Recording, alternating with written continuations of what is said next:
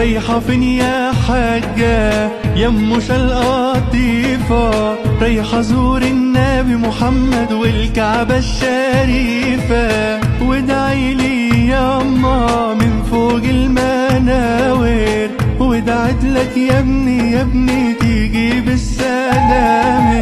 صلوا على النبي وزيدوا صلاته، كان يلاغي القمر محمد ويفهم لغاته.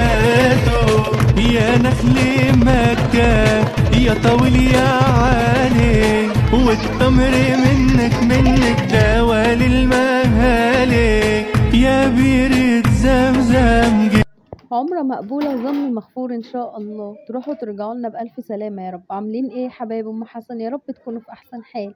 رجعت لكم تاني في بارت 2 من فرحة الحج والأغاني بقى اللي بنغنيها والحاجات اللي بنعملها. تعالوا كده نشوف عملنا إيه النهاردة.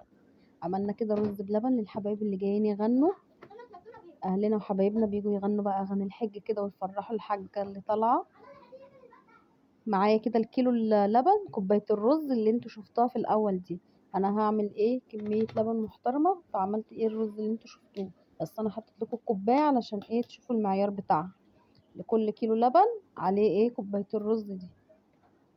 حطيت هنا بقى الرز مع اللبن. حطيت الاول اللبن غلى نص الكمية طبعا، حطيتها غلت ورحت نازله عليها بالرز. نقعته بقى لمدة ساعتين وانا طافيه عليه النار. وبعد الساعتين زي ما شفتوه كده كان خاتم في الحلة، رحت نازلة عليه ايه كمية اللبن الباقية. زودتها بس شفشق مية واحد كده، تقل معايا زي ما انتوا شايفين. وحطيت له السكر بقى كده. وبعد ما غلى غلوتين 3 رحت نازلة عليه ايه بالنشا. انتوا شايفينه معايا لافف ما شاء الله اللهم بارك وتقل قبل اصلا ما احط النشا. يعني هي كمية الرز مظبوطة جدا مع كمية اللبن، مش صايص مية ولا حاجة. النشا كده ايه قلبتها معاه واستوت في قلبي كده وتقل، رحت نازله عليه ايه بالفانيليا. الفانيليا طبعا خلت ريحته جميله وقلبت ريحه الدنيا. خلصنا بقى كده خالص، رحنا نزلنا عليه ورحنا ايه محضرين الاطباق والحاجه، قلنا نعبي بقى في الاطباق ونجهزه عشان يبرد، واللي يجي نقدم له على طول. احنا عندنا بقى ما بيحبوش بجوزتين دول المكسرات ولا اي حاجه، هو كده رز ساده يعني على الوش مزين وكده. لا، هامله كده بقى الاطباق دي كلها اوريها لكم بالشكل ده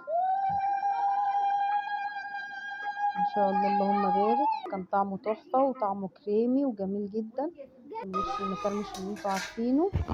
ما تنسوش بقى تحطوا اللايك الجميل بتاعكم، واللي عايزنا كده ندعي له دعوه حلوه عند الكعبه يكتبها في التعليقات. ويا رب الفيديو يكون عجبكم، ولو مشتركش في القناه يخش ويعمل اشتراك وفعلوا زر الجرس عشان كل ما انزل فيديو يوصل لكم مني كل جديد. اسيبكم بقى مع اغاني الحج، واستنوني في بارت 3 من الحج وتجهيزات الحج. يا رب تكون الفيديوهات بتعجبكم.